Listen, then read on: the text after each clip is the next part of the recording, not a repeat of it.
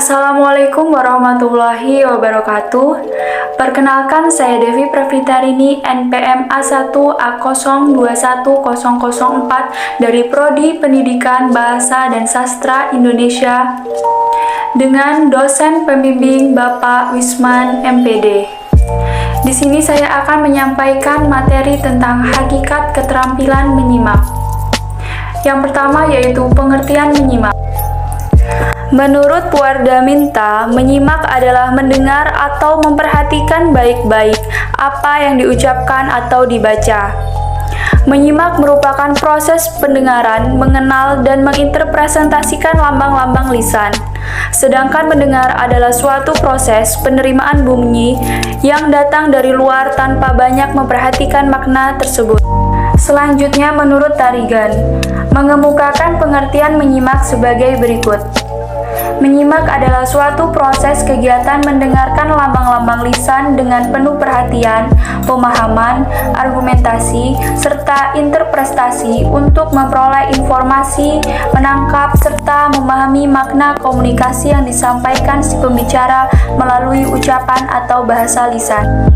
Dari uraian di atas, maka dapat ditarik kesimpulan bahwa menyimak adalah mendengarkan serta memperhatikan baik-baik apa yang dibaca atau diucapkan oleh si pembicara serta menangkap dan memahami isi. Menurut Anderson, menyimak sebagai proses besar mendengarkan, mengenal, serta menginterpretasikan lambang lisan.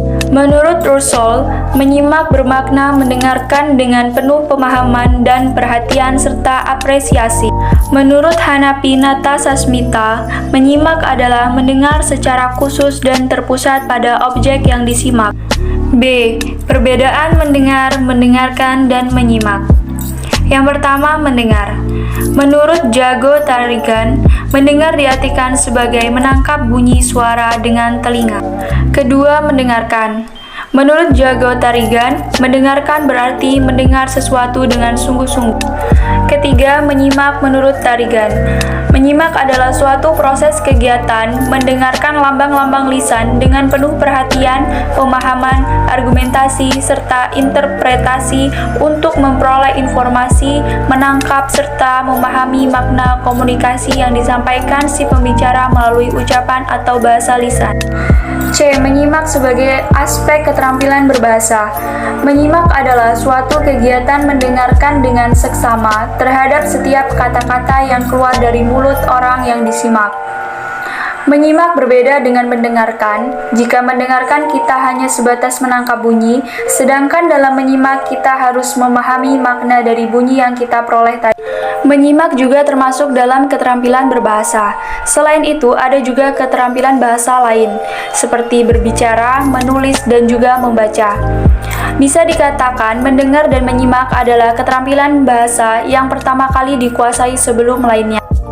Jadi, cara mengukur tingkat kemampuan berbahasa seseorang bisa melalui kemampuan menyimaknya. Bisa dipastikan jika menyimaknya sudah baik, maka kemampuan bahasa lain juga sudah baik. Karena dalam menyimak ada sangkut paut baik dalam kemampuan berbicara, mendengar, maupun menulis. Jika seseorang bisa menyimak sebuah pembicaraan dengan lengkap dan hasilnya baik, dan otomatis kemampuan bahasanya juga baik menurut sudut pandang penyimak. D. Proses kognisi dalam menyimak. Proses menyimak merupakan kegiatan yang perlu dilakukan seseorang dalam memahami suatu pesan lisan. Proses menyimak untuk memperoleh isi atau makna informasi lisan melalui mendengarkan dan pemahaman. Al-Qadia mengkelompokkan 5 tahapan proses menyimak, yakni yang pertama tahap mendengarkan. Pada tahap mendengarkan terjadilah proses tuang informasi lisan dari pembicara kepada penyimak. Tahap selanjutnya yaitu tahap mengidentifikasi. Tahap mengidentifikasi dilakukan penyimak setelah mendapat serangan berupa bunyi yang diterima dalam memori penyimak. Ketiga, tahap menginterpretasi. Setelah semua pesan teridentifikasi secara baik dalam kelompok-kelompok tertentu, selanjutnya dilakukan interpretasi. Diawali dengan apresiasi, dilakukan khususnya pada data ajaran atau teks lisan yang mengandung isi pesan atau pokok pikiran utama. Keempat, tahap memahami. Penyimak melakukan pemahaman terhadap semua data informasi yang diterima. Artinya, apa yang telah diinterpretasi perlu secara cermat dipahami maknanya. Dengan kata lain, tahap memahami merupakan tahap pemberian makna pesan yang didengar agar tercapai semirip dan sedekat mungkin dengan pesan yang dimaksudkan oleh pembicara. Dan yang terakhir, tahap menilai. Tahap menilai adalah proses menghargai atau memaknai terhadap informasi pesan yang telah diterima, diinterpretasikan, dan dipahaminya. Belajar dengan menyimak. Belajar dengan menyimak adalah kegiatan belajar agar mempunyai keterampilan menyimak dengan baik melalui latihan-latihan. Kegiatan-kegiatan yang mendukung untuk meningkatkan keterampilan menyimak adalah menyimak sambil menulis, membaca, dan juga mendengarkan. Linguistik dan guru bahasa. Terdapat beberapa pengertian mengenai linguistik terapan yang dirumuskan oleh para ahli bahasa. Yang pertama, Walsh menjelaskan bahwa linguistik terapan adalah penggunaan temuan asli bahasa. Yang ketiga, menurut Corders, menjelaskan bahwa linguistik terapan adalah pemanfaatan pengetahuan tentang alamiah bahasa yang dihasilkan oleh peneliti bahasa untuk keberhasilan tugas-tugas praktis, dapat digunakan dengan bahasa sebagai komponen inti. Yang keempat, menurut Casbolah, menjelaskan bahwa linguistik terapan adalah terapan ilmu bahasa dalam bidang praktis. Dan yang terakhir, menurut Pringo, Digdo, dan Sadley, menjelaskan linguistik adalah penelaahan bahasa secara ilmu pengetahuan. Tujuan utamanya ialah mempelajari suatu bahasa secara deskriptif. Kata linguistik sendiri berasal dari bahasa lingua yang bermakna bahasa, dan dalam bahasa Prancis berpandangan dengan kata lingua. Secara umum, bidang ilmu bahasa dibedakan atas linguistik terapan dan linguistik murni.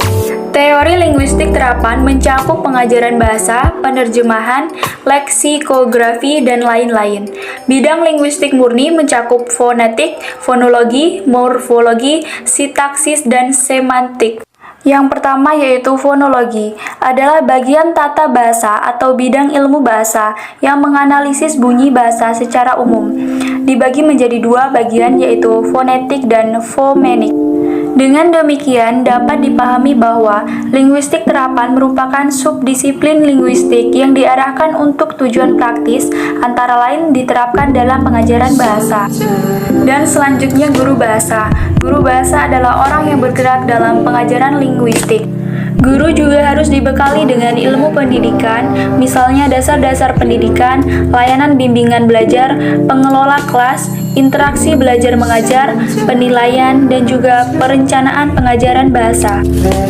Tentu saja, pengetahuan linguistik bagi seorang guru bahasa Indonesia lebih bersifat praktis dalam arti membentengi diri agar dapat menjelaskan gejala bahasa Indonesia yang diajarkannya. Dan yang terakhir G, faktor pendukung dan penghambat dalam menyimak. Adapun hal-hal yang menjadi penghambat dan pendukung kegiatan menyimak di kelas antara lain: A. Pembicara, B. Pembicaraan, C. Situasi, yang terakhir penyimak. Faktor pendukung keterampilan menyimak: 1. Penguasaan bahasa atau kosakata, 2. Percaya diri, 3. Keberanian dan ketenangan, 4. Kesanggupan menyampaikan ide dengan lancar dan teratur. Faktor penghambat keterampilan menyimak: 1. Kurangnya konsentrasi, 2. Kurangnya pemahaman, 3. Keterbatasan daya ingat, 4. Rendahnya motivasi, 5. Situasi dan kondisi yang kurang memadai, 6. Keterbatasan bahasa atau kosakata, 7. Suasana dalam ruangan, dan yang terakhir suasana hati. Dan di sini ada beberapa tips teknik menyimak untuk kegiatan praktis, yaitu 1. Memastikan bahwa kondisi tubuh dalam keadaan baik, 2. Jangan sampai terlambat ke ruangan pembelajaran, 3. Mencari tempat duduk strategis, 4. Berkonsentrasi, 5. Menjauhkan diri dari suasana hati yang buruk, 6. Mencatat hal-hal yang menurut kita penting, 7. Tulislah dengan huruf kapital yang benar. 8. Mengimajinasikan hal-hal yang disampaikan oleh si pembicara. 9. Membuat kesimpulan di dalam otak kita setelah pembelajaran dari si pembicara selesai. Jadi, menyimak merupakan kegiatan berbahasa yang bersifat aktif reseptif. Artinya, dalam kegiatan menyimak, seseorang harus mengaktifkan pikirannya untuk dapat mengidentifikasi bunyi bahasa. Sebagai makhluk sosial, manusia memerlukan keterampilan menyimak yang selalu digunakan dalam kegiatan komunikasi. Tanpa keterampilan menyimak, komunikasi tidak akan dengan baik atau akan terjadi gangguan bahkan kesalahpahaman yang membuat hubungan antar sesama tidak baik. Selain berperan dalam komunikasi sehari-hari, menyimak sangat diperlukan dalam pembelajaran. Menyimak memiliki kontribusi yang cukup besar terhadap keterampilan berbahasa lain yang dimiliki seseorang. Hasil menyimak akan dapat meningkatkan keterampilan atau kemampuan membaca, berbicara, dan juga menulis. Dari uraian tersebut dapat dipahami bahwa menyimak dan juga penyimak perlu memiliki kemampuan 1. Memusatkan perhatian, 2. Menangkap bunyi, 3. Mengingat, 4. Linguistik, 5. Non-linguistik, 6. Menilai. Sekian penjelasan dari saya akhiri. Assalamualaikum warahmatullahi wabarakatuh.